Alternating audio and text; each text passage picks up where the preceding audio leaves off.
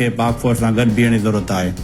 जी नाज़रीन, हिन वक़्तु असां सां सूबाई तवानाई रिथाबंदी ऐं तरक्की वारो वज़ीर नासिर हुसैन शाह साहब असां सां गॾु आहे। शाह साहब, अॼु CCI जे तरफ़ां तारीख़ी फ़ैसिलो थियो आहे, 6 जेके तकरारी केनाल उनखे रद्द कयो वियो आहे, तव्हां छा चवंदा? जी बिस्मिल्लाहिर्रहमानिर्रहीम, अल्लाहुम्मा सल्ली अला मुहम्मद व आले मुहम्मद।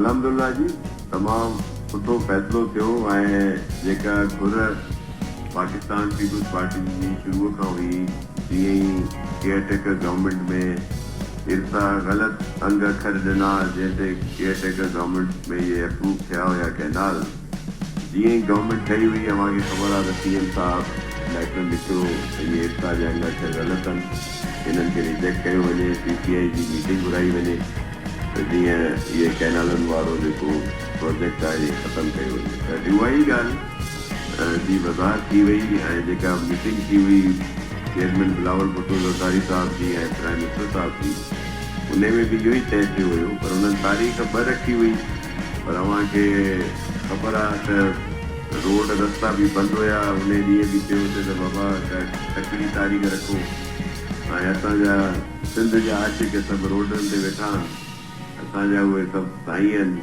भले असां लाइ जेको वणनि चवनि पिया, पर हुननि जो ऐं असांजो जेको मौक़ुफ़ आहे उहो हिकिड़ो ई आहे त बाबा कैनाल जेके आहिनि उहे न ठहनि ऐं ज़ाहिर आहे असां हुननि सां का सख़्ती बि नथा करे सघूं।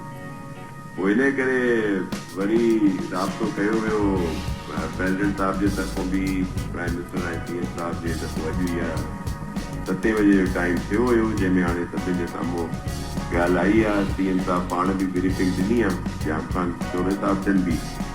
त अल्हम्दुलिल्लाह हिकिड़ी वॾी जेका आफ़त बि उहा टरी वई ऐं इन कैनालनि में जान छुटी सभिनी जी।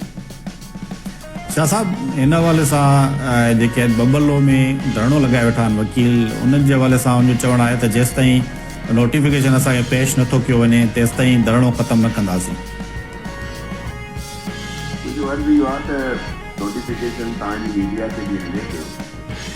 असल ॻाल्हि इहा ई हुई त इर्सा जी ग़लति अंग अखरनि जे करे इहे कैनालनि जो प्रोजेक्ट कयो वियो ऐं केयरटेकर गवर्नमेंट में आख़िरी ॾींहं ते हिन 1 ॾींहुं पहिरियों उन्हनि एटनिक में आरज़ी मंज़ूरी कई हुई, जेका जीअं असांजी गवर्नमेंट ठही त उनखे रोकियो वियो ऐं उन महिल बि अव्हांखे इल्म में आहे त प्राइम मिनिस्टर साहब इहे कैनाल मंज़ूर कोन थिया हुया एटनिक में जॾहिं ॿीहर आया। पोइ इहो सॼो सिलसिलो हले पियो। हाणे बि इहा इन्हनि दोस्तनि जी ई पता आहे, इन्हनि जी कामयाबी आहे त हिननि जी जदोजहद जे करे इहा तारीख़ बि जल्दी थी ऐं इहो फ़ैसिलो अॼु थियो आहे। हाणे अव्हांजे तफ़सील सां असां इहो अर्ज़ी कंदासीं पंहिंजनि दोस्तनि खे, महिरबाननि खे, त हुननि वॾी जदोजहद कई सॼी इन कॉज़ ते ऐं हाणे हिन में कामयाबी थी आहे त हाणे इहे धरना ख़तमु कनि ऐं जीअं रोड रस्ता खुलनि ऐं माण्हू जेकी कुझु तकलीफ़ में आहिनि उन्हनि जूं आसानियूं थियनि उन्हनि जे लाइ। त हाणे मां सम्झां थो त फ़ैसिलो ज़रूरु सुठो मुस्बत कंदा सॼी संगत गॾिजी ऐं इहे धरना जेके आहिनि इहे ख़तमु कया वेंदा ऐं असां हुननि सां इन ॻाल्हि खे ॿुधाए बहितर फ़ैसिलो थियो आहे ऐं इहो थोरी देरि ख़तमु थी वियो। शाह साहब, हिन हवाले सां अॼु जेके आम फ़ैसिलो बि थियो आहे ऐं जेकी आहे सिंध जे अवाम जी फतह बि आहे, इहे नथो थी सघे त जेके धरणे वारा आहिनि उहे सिंध काबीना तव्हां त मेंबर बि आहियो त का कमेटी जोड़जे या को राब्तो कजे फ़ोन से उनखे आगाह कजे त हीउ फ़ैसिलो थियो आहे ऐं धरणो ख़तमु कयो। जी बिल्कुलु, छो न, मां जीअं अव्हांखे चयुमि न, इहे असांजा सभु सिंध जा आशिक आहिनि, असांजा साईं आहिनि, हिकु दफ़ो छो 10 दफ़ा वेंदासीं।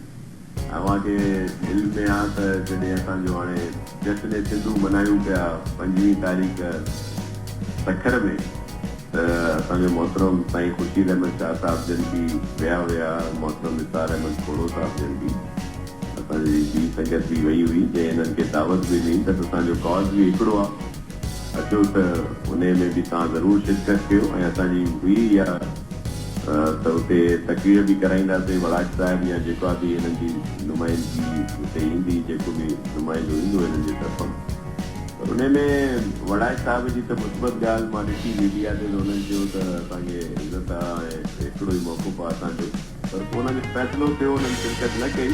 त मुंहिंजे चवण जो मक़सदु आहे असांखे वञण में, राब्तो करण में को हर्ज कोन्हे। असां 10 दफ़ा वेंदासीं ऐं ज़रूरु इहो फ़ैसिलो बि थींदो, पर पहिरियों ई इहो फ़ैसिलो करे छॾनि त धरना ख़तमु कनि त वधीक सुठी ॻाल्हि आहे। शाह साहब ही जेको CCI जो फ़ैसिलो थियो आहे उन में वाज़िया लिखियलु आहे त केनाल जेके आहे सूबनि जे सलाह मशवरे इतफ़ाक़ राय खां सवाइ न ठही सघंदा। जेकॾहिं सलाह मशवरा थियनि था त उन में जेकॾहिं 3 सूबा हिकिड़े पासे बीहनि था त पोइ इहा तलवार त अञा ताईं लटकियल रहंदी नवनि केनालनि जे हवाले सां। जी मां अर्ज़ु कयां त ॾिसो मौक़िफ़ छा हुयो, इहे छो तकरारी कैनाल मंज़ूर थिया। ये मंज़ूर इन करे थिया त इफ्ता केयरटेकर जे ज़माने में हिकिड़ा ग़लति अखर ॾिना 50 साल जा करीब 40 सालनि जा, त एतिरो पाणी बचत थिए थो पियो, इन करे पाणी अवेलेबल आहे ऐं इन में कैनाल ठही सघंदा। जेते उन वक़्त जे असांजे चीफ मिनिस्टर साहब जेको जस्टिस साहब हो उन बि इन्हनि खे लेटर लिखियो त इहे अखर ग़लति आहिनि, छो त जे इहे तॾहिं जा अखर आहिनि जंहिंखां पोइ इंडिया बि उते डैम ठाहिया आहिनि ऐं पाणी घटि पियो अचे। पोयां 25 साल खणो त छड़ा 4 साल अहिड़ा आया आहिनि जंहिंमें कुझु पाणी डेल्टा में वियो आहे, अदरवाइज़ त पाणी घटि हुयो। जे 25 सालनि जा अखर ठहिया वेंदा त कॾहिं बि कोई बि हिनखे जेको आहे अप्रूव न कंदो। ॿी ॻाल्हि इहा आहे त पाकिस्तान पीपल्स पार्टी जो वज़ाहत सां इहा ॻाल्हि हुई। ॾिसो ॻाल्हि इहा आहे त गवर्नमेंट, फेडरल गवर्नमेंट या जेको बि इदारा आहिनि उहे धननि खे ठाहिणु चाहिनि था। इहे एहतजाज ज़रूरु पंहिंजी जाइ ते हुननि जी वॾी क़ुर्बानी आहे, वॾी जदोजहद आहे जेके असांजा दोस्त आहिनि। असल वजह छा आहे जेका इन ॻाल्हि ते मजबूर प्राइम मिनिस्टर साहब खे कयो या फेडरल गवर्नमेंट खे कयो त उहो इन्हनि खे ख़तमु करे, उहा वजह आहे पाकिस्तान पीपल्स पार्टी।